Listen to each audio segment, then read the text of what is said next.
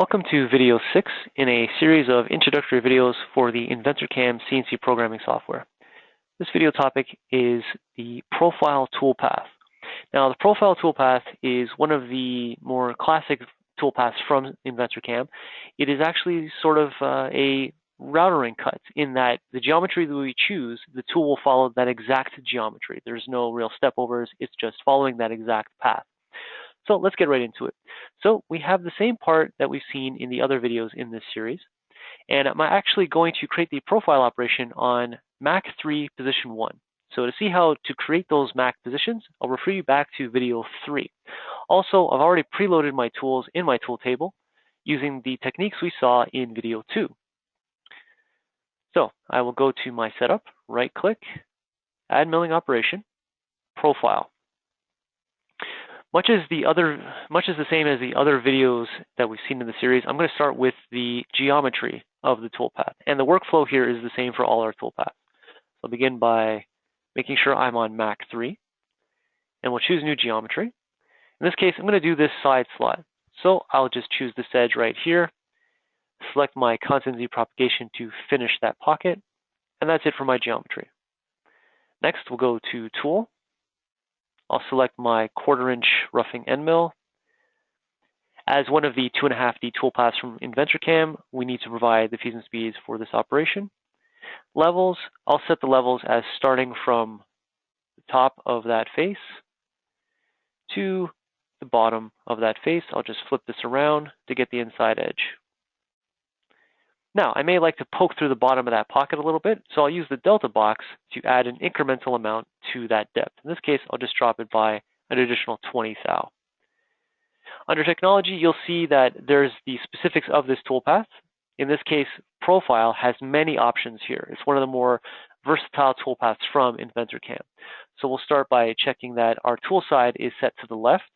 So you saw that when I selected my geometry, I selected the arrow in a counterclockwise direction. If we take a look at that from an upper view, you'll see that it is basically moving around that path in a counterclockwise direction. By setting the tool side to left, I will be creating a climb milling operation. We have 3 options, left, right, and center, depending on what you're trying to do with this profile toolpath. Next, on the right side here are my offsets. So right now I have it set to finish. I'll actually include a roughing path as well. So you'll see that as soon as I turn on the roughing path, it opens up the wall offsets. If I don't do that, and I'm only looking at finishing, you'll see that I have options here for number of finishing passes. So in this case, it's just defaults to a single pass. But if I'd like to add a spring pass or anything like that, I can put as many passes as I like there. Extension overlap, you'll see from the bottom left corner, is if I'd like to overlap as I go around the part. Let's say I want to just kind of eliminate a witness line, I can add a little bit of a start and end overlap over there. And in this case, because it is a routering cut, there is only a step down. So I'll be stepping down through that depth by this much. In this case, as a finishing pass, if I take a look at my tool definition, I'll see that I have a cutting length of 75. So for finishing pass, I'll put 0.75. But I still need to rough this out as well. So I'll do a roughing pass with a step down of, let's say, just 1/8 of an inch, and I'll leave about 5 thou on that wall. So as soon as I click on roughing, it opens up the wall offset, the floor offset, and the rough step down. For both the rough and the finish, if I'd like to equalize those steps, I can just click on the equal step down, and then those become max step downs, meaning that that is the maximum amount of material it will take in one pass. You'll see that as soon as I engage the rough and the finish, I get compensation for rough passes and finishing passes. Under link, we'll see that we can control our lead in, lead out. Now in this case, I'll just set this as a normal lead in, lead out, and I'll set the same for the end. We have control over the lead out length, either a percentage of the tool diameter or a value. In this case, I'll just put a value of 10 thou. So I'll do a save and calculate on that. And if I just rotate this a little bit, we'll see that I've taken that in 2 roughing steps and 1 final finishing step. You can see there, full depth. Now, as I said, profile is one of the more versatile toolpaths. So let's actually go back and change a few things here. So if I go back to technology, there's actually a geometry button here that allows me to modify this toolpath somewhat a little further. Now, because I chose the chain to start on this edge right here, it actually starts the tool right at the point of the beginning of that edge. Now, I might not actually want to start there. I might actually want to start maybe somewhere in the center there. So what I can do is go over to the left side here under Start Position, and I can shift the start to anywhere that I click on the geometry.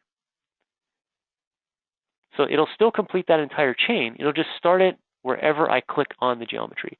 I can also project corners on there as well. So if I click here, the closest point to that chain is right there, and that is my start point. Let's just change it so it starts right there. In addition to that, we can also extend the start and the end of the chain. Now in this case, because it's a continuous closed chain, this doesn't really apply here. You'll actually see this a little later in the video when I do one of the other functions from the profile toolpath. Modify offset allows me to actually modify this geometry a little further. So you'll see a common thread in these videos where I say you'll use the geometry you have in front of you. In this case, I'm doing this pocket from the edges of the solid. But if I want to overcut this pocket, I don't actually have any geometry to show the overcut. I could go in and sketch some oversized geometry to get an oversized slot, or I can come into here and actually put in how much I'd like to oversize the slot. So let's say I oversize by 25.25. -25 actually oversize it, so I'm actually overcutting the pocket by moving it in the negative direction relative to that arrow by 1/4 of an inch. So now I overcut that pocket by 1/4 of an inch. I could put in a positive number in here, and I got to be a little delicate because I don't know how much room I have. But that is if I undercut by, let's say, 20 thou. So now, using that same geometry, but offset by 20 thou, I have now undercut that pocket. Now, this gets a little more useful when we do slots such as this with the on-size tool. Let me just do a save on that, recalculate this, and we can see that the tool now starts in the center like I requested. But let's actually jump out of here.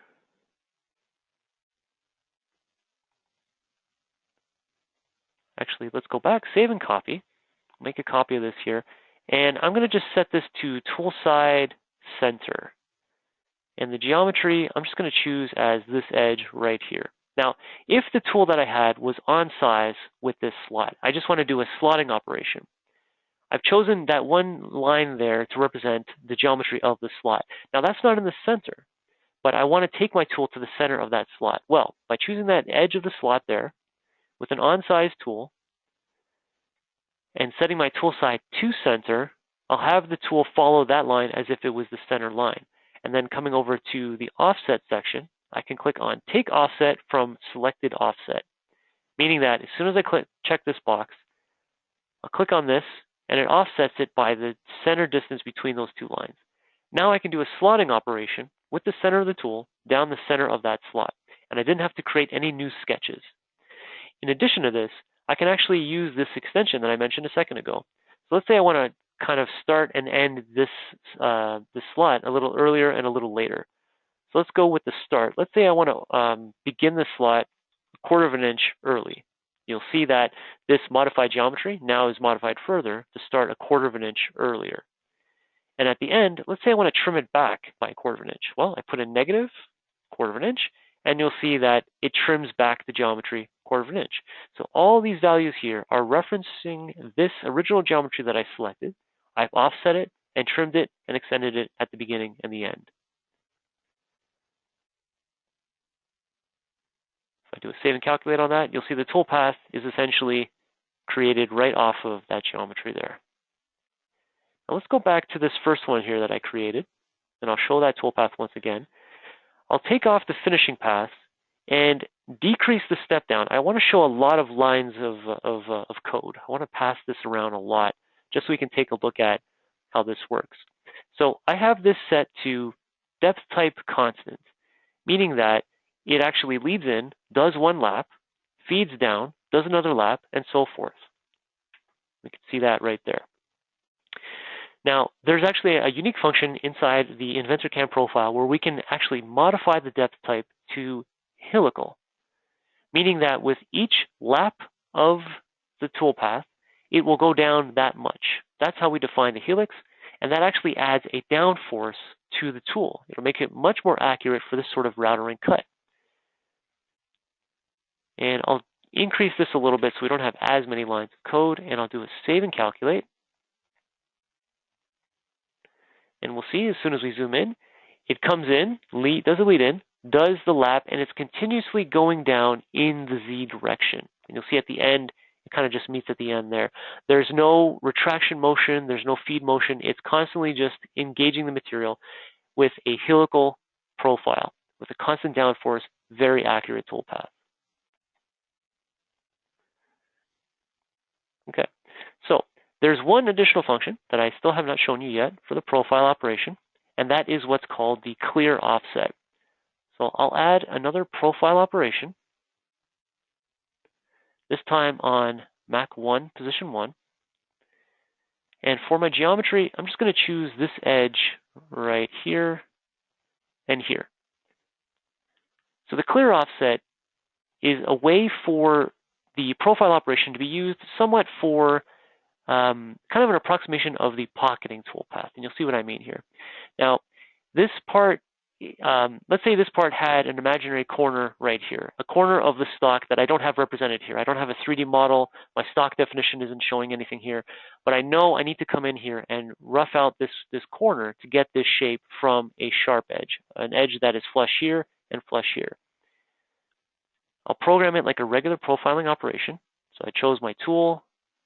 I'll choose my depths as something over there. And then under technology, I'll use the tool side left, and I'll put in a clear offset. So once I click on that, you'll see I get a offset value. In this case, this represents, leave my mouse there, in the bottom left corner, you'll see that that represents the amount of material that I'm saying is offset from that chain. So I don't have any stock defined. I'm just telling InventorCAM that there is that much material there. So let's just say there is about 0.3 of material offset from that chain. And then under step over, I can literally put in the radial step over of this tool. Let's say we'll do a step over of 80 thou. So I do a save and calculate on that and set this to one way.